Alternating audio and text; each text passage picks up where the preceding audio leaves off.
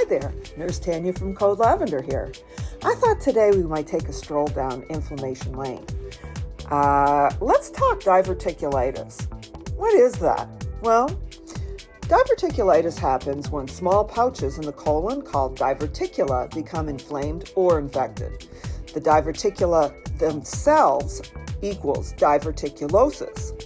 When those pouches become inflamed or infected, it becomes diverticulitis. Now, these pouches form when pressure pushes weak spots on the colon outward, common after the age of 40. Why does this happen? Well, several things increase the pressure or irritation in a colon, such as a low-fiber diet, chronic constipation, an aging colon wall weakness, obesity, sedentary lifestyle, smoking, certain medications such as NSAIDs or steroids.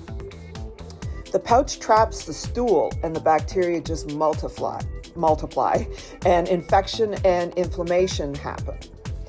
Now, the signs and symptoms, trust me, you're not going to forget them.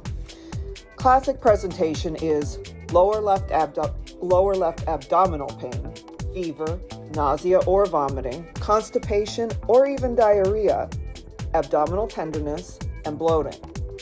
Severe cases can include an abscess, perforation, peritonitis, or fistula formation. That's not good. That's really bad. That's poop. You don't want that getting around in your system. You want it to stay inside of its little cavity, which is the colon. How do we diagnose this? Well, it's usually with a CT of the abdomen. We can do some bloods as well to see if there's an elevated white blood cell count. The physical exam is the big giveaway, though, because it's going to show localized tenderness when we palpate your abdomen.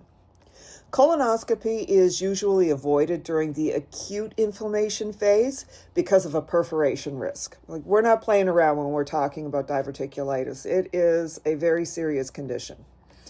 So the treatment. For mild cases, we typically will see a course of oral antibiotics, clear liquid diet, let's rest that bowel, and some pain control, always, because when I tell you it hurts, it hurts. And rest, just rest. Stop what you're doing. Moderate to severe. We're probably going to put you on an IV antibiotic at that point, likely hospitalized, IV fluids, and possible drainage of the abscess. Now, unfortunately, these cases can get complicated and surgery may be required if there is a perforation or recurrent infections or severe complications. So the best medicine that Nurse Tanya can give you on this one is prevention. So let's start eating some more fiber, shall we? Let's start drinking some more water, shall we? High fiber diet, hydration, these are the two big things that you're going to see will help avoid any sort of problems with your lower colon. Regular physical activity as well. You're never going to hear a nurse say, sit down, don't do anything, and avoid the chronic constipation. So again, there are all kinds of fiber supplements that you can take, but really try and take it in through diet. Fiber always reduces colon pressure.